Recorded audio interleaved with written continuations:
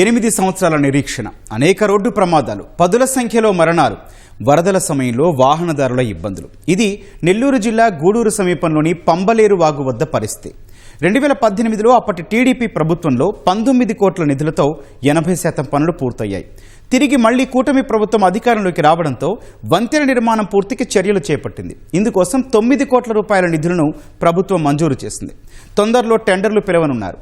ప్రస్తుతం గూడూరు వద్ద పంబలేరు వంతెన పరిస్థితిపై మా ప్రతినిధి రాజారావు గ్రౌండ్ రిపోర్ట్. నెల్లూరు జిల్లా గూడూరు వద్ద పంబలేరు పైన వంతెనకు మోక్షం కలగనుంది. చంద్రబాబు నాయుడు దీనికి ప్రత్యేకంగా 9.2 కోట్ల రూపాయల నిధులు మంజూరు చేశారు. టెండర్లు పిలవడమే తరువాయి.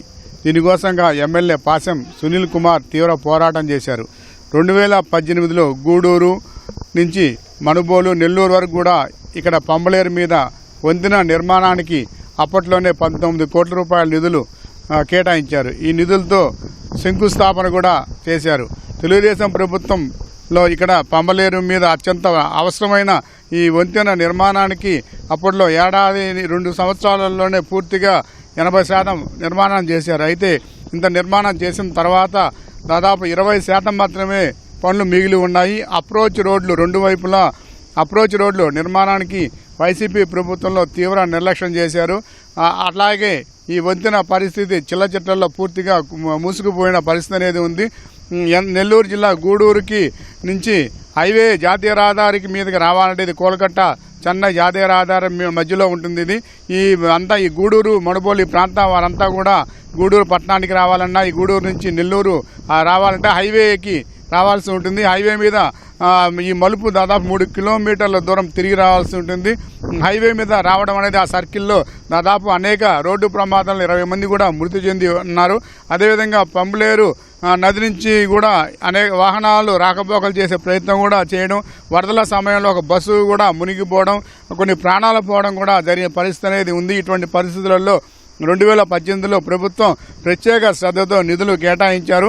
అప్పట్లో వేగంగా పనులు జరిగాయి. తర్వాత ఈ పనులు ఆగిపోవడంతో మరలా ఇప్పుడు కూటమి ప్రభుత్వం వచ్చిన తర్వాత ఈ పనులు తొందరలోనే టెండర్లు పిలిచి ప్రారంభమయ్యే అవకాశం ఉందని కూడా ఎమ్మెల్యే చెప్పారు.